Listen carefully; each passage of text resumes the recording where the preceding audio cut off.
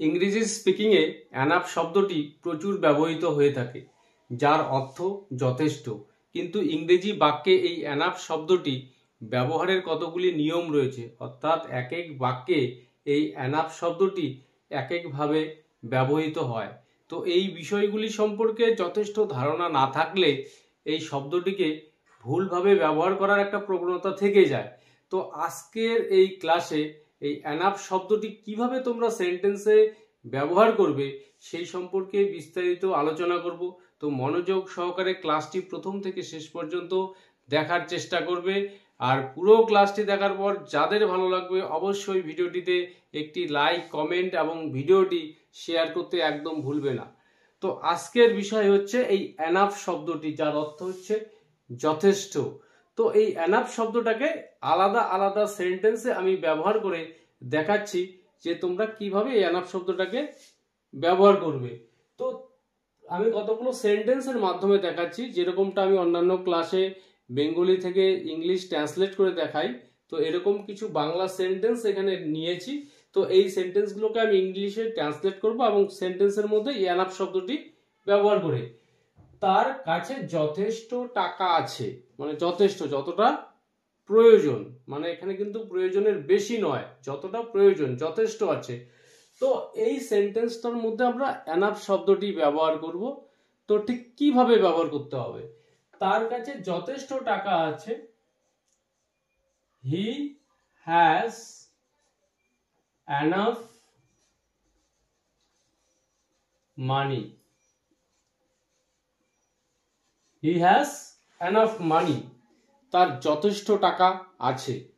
তো এখানে এই যে সেন্টেন্সের মধ্যে এনাফ শব্দটি ব্যবহার করেছি, তারপরে রয়েছে একটি নাউন। এখানে এনাফ শব্দটি অ্যাডজেক্টিভ হিসেবে সেন্টেন্সের মধ্যে ব্যবহার করা হয়েছে। তো হি হ্যাজ এনাফ মানি, তার যথেষ্ট টাকা আছে, অর্থাৎ টাকার ঠিক পরিমাণটা কতটা সেটা বুঝিয়ে দিচ্ছে এনাফ শব্দটি। তো এখানে সেন্টেন্সের মধ্যে অ্যাডজেক্টিভ হিসেবে ব্যবহার হয়েছে। তো পরের সেন্টেন্সে আমার কাছে যথেষ্ট চাল আছে। তো এই সেন্টেন্সটার মধ্যে আমরা এনাফ শব্দটা ব্যবহার করব। তো এই সেন্টেন্সটা কিভাবে বলবো? I have enough rice, I have enough rice, I have enough sugar, আমার কাছে যথেষ্ট চাল আছে, যথেষ্ট চিনি আছে। তাহলে এই যে দুটি সেন্টেন্স, এই দুটি সেন্টেন্সের মধ্যে ঠিক একই কাজ করলো। এনাফ শব্দটি এখানে অ্যাডজেক্টিভ হিসেবে ব্যবহার করা হয়েছে। তো তারপরে রয়েছে নাউন রাইস। তো এর পরের সেন্টেন্সটি তার যথেষ্ট বন্ধু ছিল। তো এই সেন্টেন্সটি পাস্ট টেন্সে রয়েছে। তো এই সেন্টেন্সটাকে আমরা কিভাবে বলবো? হি হ্যাড, হ্যাভ এর জায়গায় এখানে আমরা ব্যবহার করব হ্যাড এনাফ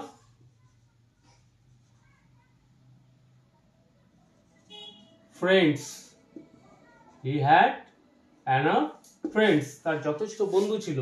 তো এখানে এই যে ফ্রেন্ড নাউনটি রয়েছে, তো এখানে কাউন্টেবল নাউন। তাহলে আমরা দেখতে পাচ্ছি যে আগের সেন্টেন্সে ছিল রাইস, আনকাউন্টেবল নাউন, সেক্ষেত্রেও তার সামনে আমরা এনাফ শব্দটাকে ব্যবহার করতে পারবো। এই ফ্রেন্ড অর্থাৎ কাউন্টেবল নাউন, তার পূর্বেও আমরা এনাফ শব্দটাকে ব্যবহার করতে পারবো। অর্থাৎ কাউন্টেবল, আনকাউন্টেবল নাউন দু ক্ষেত্রে তাদের পূর্বে আমরা এই এনাফ এটাকে অ্যাডজেক্টিভ হিসেবে ব্যবহার করে সেন্টেন্স তৈরি করতে পারবো। তো পরের সেন্টেন্সগুলিকে মনোযোগ সহকারে দেখার চেষ্টা করবে। তো পরের সেন্টেন্সগুলো একটু আলাদা ধরনের রয়েছে, যে সে যথেষ্ট সুন্দরী, মানে যথেষ্ট তোমাকে অ্যাট্রাক্ট করার মতো যথেষ্ট। তো এই সেন্টেন্সটাকে আমরা কিভাবে বলবো? She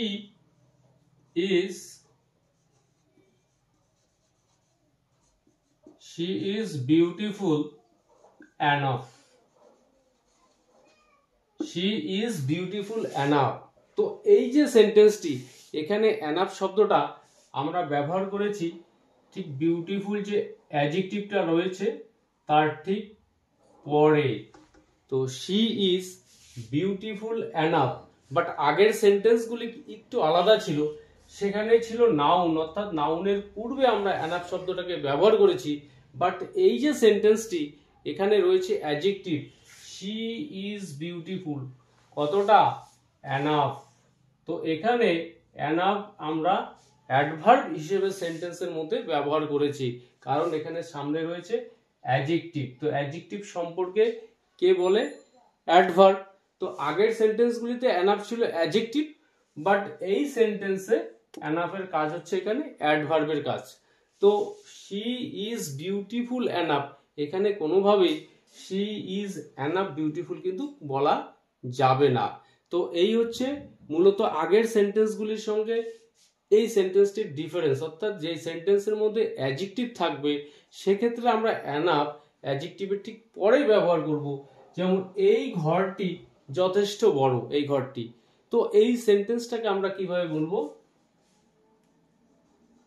this room is big enough. This room is big enough, এখানে কিন্তু এনাফ বিগ বলা যাবে না, বিগ এনাফ যথেষ্ট বড়, কারণ এখানেও একটি অ্যাডজেক্টিভ রয়েছে। অর্থাৎ আমরা নাউনের আগে এনাফকে ব্যবহার করতে পারবো, বাট অ্যাডজেক্টিভের আগে নয়, অ্যাডজেক্টিভের ক্ষেত্রে পরে ব্যবহার করব। তো তারা যথেষ্ট ধনী, এখানে তারা, তো দে আর, এখানে অ্যাডজেক্টিভ বা বিশেষণ রয়েছে ধনী, রিচ। তো তারপরে আমরা বলবো এনাফ, দে আর রিচ এনাফ, তারা যথেষ্ট ধনী। তো পরের সেন্টেন্স একটু আলাদা ধরনের, সে যথেষ্ট জোরে হাঁটে।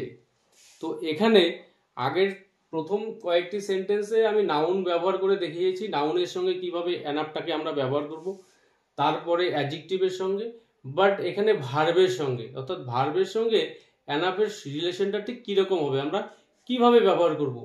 তো সে যথেষ্ট জোরে হাঁটে, তো এই সেন্টেন্সটাকে আমরা কিভাবে বলবো? হি ওয়ার্কস, এখানে জোরে হাঁটা ফাস্ট, অর্থাৎ এখানে ফাস্ট অলরেডি একটি অ্যাডভার্ব, হি ওয়ার্কস ফাস্ট, তারপর আমরা ব্যবহার করব enough, he works fast enough, সে যথেষ্ট জোরে হাঁটে। কিন্তু এই সেন্টেন্সটাকে এমনভাবে কখনোই বলা যাবে না হি ওয়ার্কস এনাফ ফাস্ট, না, এখানে ফাস্ট এনাফ। তো এখানে ফাস্ট রয়েছে অ্যাডভার্ব, কারণ এ ভার্ব সম্পর্কে কিছু বলছে, অর্থাৎ সে কিভাবে হাঁটে, হি ওয়ার্কস ফাস্ট, তারপর আমরা এখানে এনাফটাকে ব্যবহার করব অ্যাডভার্ব হিসেবে। তো অ্যাডভার্ব সম্পর্কে কিছু বলতে পারে আরেকটি অ্যাডভার্ব। তো পরের সেন্টেন্স, তুমি যথেষ্ট ভালো গান করো, তুমি যথেষ্ট ভালো গান করো, এই সেন্টেন্সটির মধ্যে এবার আমরা এনাফ শব্দটাকে ব্যবহার করব, using well, well enough, using well enough, ঠিক আগের সেন্টেন্সটির মতো। তো এখানেও এনাফ শব্দটাকে আমরা শেষে ব্যবহার করব, তুমি যথেষ্ট ভালো গান করো, ইউ সিং ওয়েল এনাফ। তো এরপর আরো দুটি সেন্টেন্স রয়েছে একটু আলাদা ধরনের। আমি যথেষ্ট জল পান করি, সে রাতে যথেষ্ট ঘুমায়, অর্থাৎ এখানেও ভার্ব রয়েছে। তো এই সেন্টেন্সগুলোকে আমরা কিভাবে বলবো? আমি যথেষ্ট জল পান করি, তো আই ড্রিঙ্ক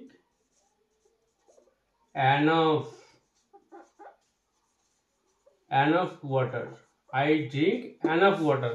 ঠিক এই সেন্টেন্সটির মধ্যেও ঠিক শুরুতে যেরকমটা দেখিয়েছিলাম, নাউন রয়েছে, আই ড্রিঙ্ক পান করি, কি পান করি? ওয়াটার। তো ওয়াটার এখানে নাউন, তো তার পূর্বে আমরা এখানে এনাফ শব্দটিকে ব্যবহার করব, আই ড্রিঙ্ক এনাফ ওয়াটার, আমি যথেষ্ট জল পান করি। সেন্টেন্স, সে রাতে যথেষ্ট ঘুমায়, তার দিনে ঘুমানোর প্রয়োজন নেই, যথেষ্ট ঘুমায়। তো হি or she sleeps enough, অর্থাৎ এখানে enough ভার্বের ঠিক পরপর ব্যবহার করা হয়েছে। তো he sleeps enough at night, সে রাতে যথেষ্ট ঘুমায়।